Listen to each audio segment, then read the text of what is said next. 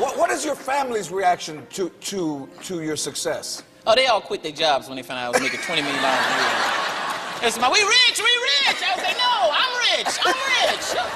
You get your jobs back before it's too late. Chris Tucker is one of those guests hosts can barely control. He doesn't just answer questions. He turns every interview into a scene. From Michael Jackson stories to Prince impressions to hosts completely losing the room. These are the moments Chris Tucker proved he has absolutely zero filter around hosts. Let's start with Conan. Chris is supposed to tell a simple Michael Jackson story. Instead, he turns the whole thing into a full performance. Do you ever go in public anywhere with Michael Jackson? Because what's that like? You know what? We go to the movies sometimes. We go to the movies. Both of us like going to the movies. So we go to the movies, but it's hard because Michael got to sneak in the movie right before it starts. So Michael come in there like with a ninja suit on. He's hiding and all black. All of a sudden, I'm sitting there, well, where's Michael? And then I turn around, he's like, hey, Chris. I'm like, oh, man. How long you been here? About 5 minutes. I'm sorry. Did I scare you? Sorry, Chris. And then, you know, we sneak in, all this stuff. He sneaks in at the last minute. He does all this stuff. Security bring us popcorn and stuff. You know, I'm like, he's trying to hide, you know. Here you go, Mr. Jackson. You know? Yeah. And then all of a sudden, we watching the movie. He's the loudest person in there. Really? You know? Yeah, he's watching the movie like, hee. I say, Michael, would you shut up before people see you? And then Chris brings up Prince. But of course, it's not a normal Prince story. Prince came over and said, hey, but he, you know, Prince is shy, so I didn't know, I just heard this noise behind me, and I didn't know what it was. He just trying to get my attention. He was like, ooh. I was asking my friends, I was like, what's that noise? He was like, ooh. He said, man, that's Prince trying to get your attention. So I turned around and I was like, hey, Prince, how you? He's small, so I was like, hey, Prince, how you doing? And he's so short, you can see his feet on his driver's license, but he's short. Don't tell him I said that. No. And this is where Chris becomes dangerous. Because he doesn't just tell the story, he becomes every person in it. Conan brings up Robert De Niro, and Chris instantly turns into a whole character. What's it like working with Robert De Niro? Oh, that was cool working with Mr. De Niro, because you think about Robert De Niro, Mr. De Niro, this legend and stuff, so you get a little tensed up, but he's just like us, you know. I was with him, he asked simple questions like me. He's like, what are you having for lunch? You having... He does all those same faces, cool. but it's about lunch. Yeah, I said, I don't know. What you having? I don't know. Whatever you're having. Whatever you want to have. I don't know. Whatever they serving, I take whatever they... Conan got the performance version of Chris. Kimmel got the chaotic storyteller version. And you were very friendly with Michael Jackson. Yes, man. Michael was the greatest entertainer ever and the biggest entertainer in the world, but he was the nicest guy in the world, man. He was just nice, man. I would go to Neverland and I would say I like something, he would give it to me. And I said, Michael, I like that big screen TV. He was like, you like it, Chris? I said, yeah, I like it. He said, do you love it? I said, I love it. Next day I go home, Michael would send the TV to my house. I said, Michael, thank you. Wow. But I was like, Michael is nice and rich. Now, the next may time I ask, did you pay taxes on that gift? I did. I think I did. Because, you're supposed to pay taxes on a gift of that.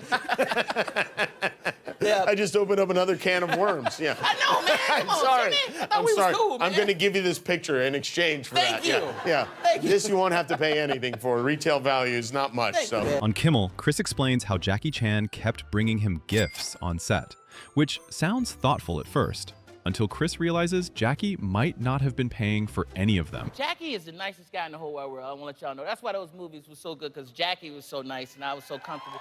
But Jackie would give me a gift every day. First rush hour, Jackie Chan would give me a gift. Every day he'd send it to my trailer. Yeah, I'd be like, what is going on? I'm like, he's so nice. And I had to buy him something out the wild. I said, I got to get him something. But then I realized he's from China. They make everything over there. He was getting it for free anyway. Man, for nothing.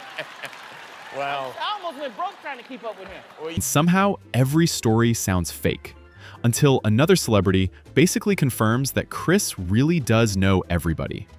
On Kelly Clarkson's show, Ben Affleck says what everyone is thinking. Chris Tucker knows everybody. And Chris acts like that's completely normal. You know everybody? I kind of do, you know. And I mean, Ben and my buddy Dave Chappelle, they always joke like, you know everybody, man. You're everywhere. Where are you right now? I'm like, I'm in Saudi Arabia with the king. Oh my I'll call you right God. back. He's giving gifts away. He's giving gifts away. It's Oprah's favorite thing. Yeah. It's amazing. Okay, how about like Stevie Wonder? You know Stevie Wonder? I know Stevie. Stevie's, oh man, he called me. Keep trying. You're going to have to go way deep into Stevie Wonder. I thought I was me- gonna be cool because he handed me my first Grammy, so I was gonna be like, my story's pretty good, Chris. Oh, I was man. like, Oh, yeah. no, but you know Stevie. I was that's like, so you know, cool. Muhammad Ali is one. He was like, yeah, I met Muhammad. I know Muhammad. met Muhammad Ali. Muhammad Ali? He said, you a funny mother tucker. I said, oh, Did he really? I thought he was gonna say something else. I'm like, that's like the some highest wisdom, you know. You're right there. You should have retired. That's as good as it's going to I get. know. Met Mandela. Met Mandela. Oh, my God. Went to Africa, and he was like, where is Chris Tucker? I want him to meet my grandkids. I was like, did Mandela That's an incredible. B.B. King, B.B. Oh, my King, I met B.B. He was like, hey, Chris, Bill Russell, people like that. I mean, it's great to, you know, just meet them. Incredible. Yeah. Now you know I want to be Chris Tucker. On Big Boy, Chris goes right back into Michael Jackson and Jackie Chan stories. But the best part is how fast the whole room starts reacting. Hey, Chris, your relationship with Michael Jackson, man. Oh man, it was unbelievable, man. I grew up, you know, and became friends with one of my heroes, you know, Right. And Michael knew I was a big fan of his.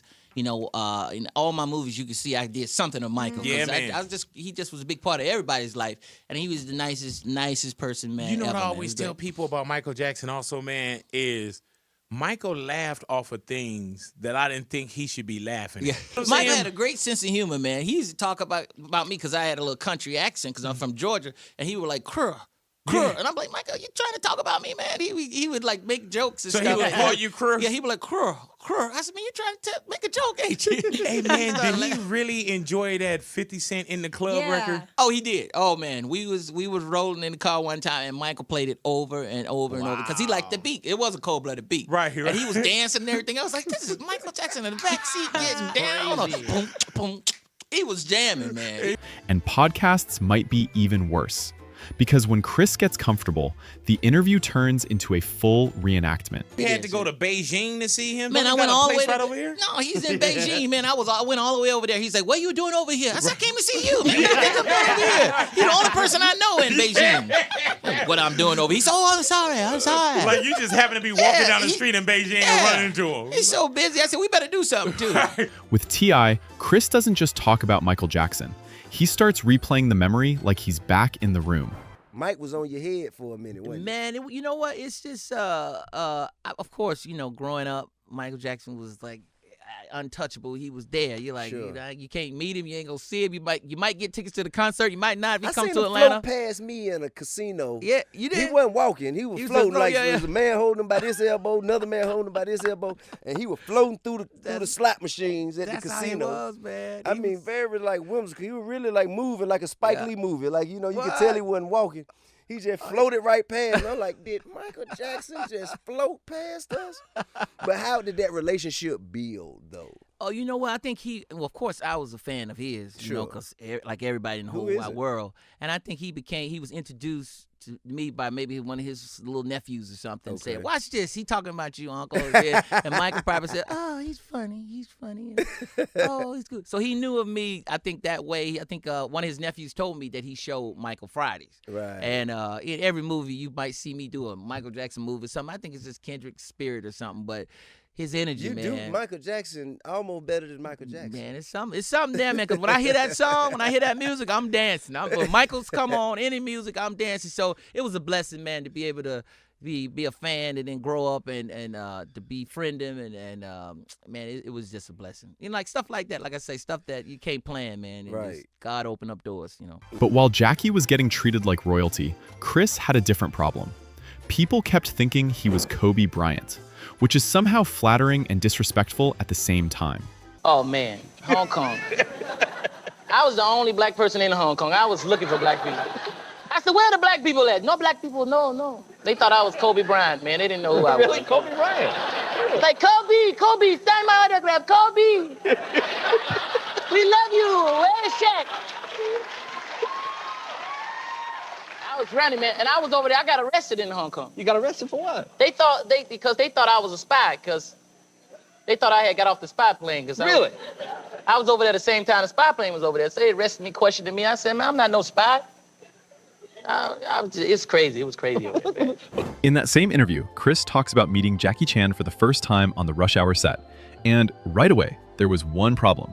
Chris had no idea what Jackie was saying, which makes it even funnier because that real confusion basically became the chemistry of the whole movie. So we didn't understand each other in the first movie. That's why people think it was so good, because we was like really, we felt each other inside. We just had to really feel each other. We had to look each other in the eye. I think I know what you mean. The first time we met, it was like, I was talking to him for a long time. I was like, this could be a great movie. He just kept doing that like you doing, like. I went to the director, I said, this man don't know English, man. How are we gonna do this movie? He said, he do. He just, Chinese people like that. They fill you out. I said, well, you need to stop filling me out. We need to talk. So all of a sudden, you know, we got to know each other while we was doing the movie, man, and now we just like best of friends. Yeah. Well, we got in a fight one time. Oh, really? No, what you got in? It seems to me that would be a hard fight to win. Well, you know, Jackie ain't really, you know, cause you can beat the Chinese because they all, you know, they gotta bow and all that. So I don't bow. No. Pat! Really? Yeah. I slapped him right in the back of the head. Pat! I slapped him right into his trailer. Really? Yeah, but it didn't make the news in that. No, really. I'm surprised. It didn't make the news. Then there's Charlie Sheen's Ferrari. Chris didn't just borrow it. He kept it long enough for the car to basically become part of his life. Man, Charlie was I'm gonna tell you, the nicest guy. He's one of my best friends to this day. We don't hang out that much, but Charlie let me borrow his Ferrari, man, when I was like, I don't know, 24, something like that. Did you own your own? No, I didn't have one then. I just asked him because I was like fearless, like, Charlie, let me borrow your Ferrari. He was like, okay, sure. I was like, what? I kept that Ferrari so long, he forgot I had it. He was like, do you have my Ferrari? I said, I think I do. He said, you want to bring it back? Okay. Giving him rides in his own Ferrari. Is it true you lent Chris a Ferrari and he kept it so long he forgot you gave it to him? I forgot I gave it to him? Yeah, that is true. That is true. Can you imagine that? It was also, there were so many cars in the driveway back then. Yeah. It was cool to have another parking space open, you know? Yeah. And I just figured, I didn't know, you know, what his backstory was. I was just like, hey man, I'm having a hell of a time in this thing. You want to check it out? And he thought we were gonna drive. He thought we were gonna drive together. And I was like, I just handed him the keys, you know. And he was like, okay, just I'm like, I don't know, man. Just let me know. Just call. You know, I'll see you in a couple days. And he was like, what? Everybody would have been like, what? Yeah. And then no, I don't think he took it over like 60 though. He was like super careful, like really nervous. Yeah. Right. Oh, he brought it back. What's that? He eventually brought it back. Oh, he did. Absolutely. Yeah. And finally, there's Letterman. Chris talks about bombing early in comedy, but instead of making it sad, he turns his family into the funniest critics in the story. About being on set with Jackie Chan for the first time. And the funniest part is, Jackie wasn't really saying much, which makes it even funnier because that awkward confusion basically became the whole night. Chris talks about growing up around black churches, and within seconds, the voices and timing turn it into a whole scene. George Lopez just sits back and loses it. You go to church a lot. Oh man, every Sunday, every chance I get, man. You know, you live in L.A. I'm young, I'm black, I'm rich. I gotta have God on my side, man. The devil want me, man. Yes, but you do, right? You go with your family. You have a church here that you go to? Yeah, I go to church, man. You should come with me, man. You gotta come with me. You don't want me to go to that. Come on, George. One Sunday, man. You can blend in. You look black already, man. Come on. I heard you was black. That's what somebody told me. I'm 4% black. Hey, I'll tell you what. I will go to church. I'll let you take me to church. Come on, man. You should How long is it gonna last? Because black church lasts. You know, they do last too long. Well, Mexican church in 45 minutes. Yeah, you serious? So you leave before the priests leave. You know, you always just say, yeah. Black church is too long, man. Preacher be talking about come back to night service and it be tonight. Man, it is tonight. Look outside. You'd have kept us here all day.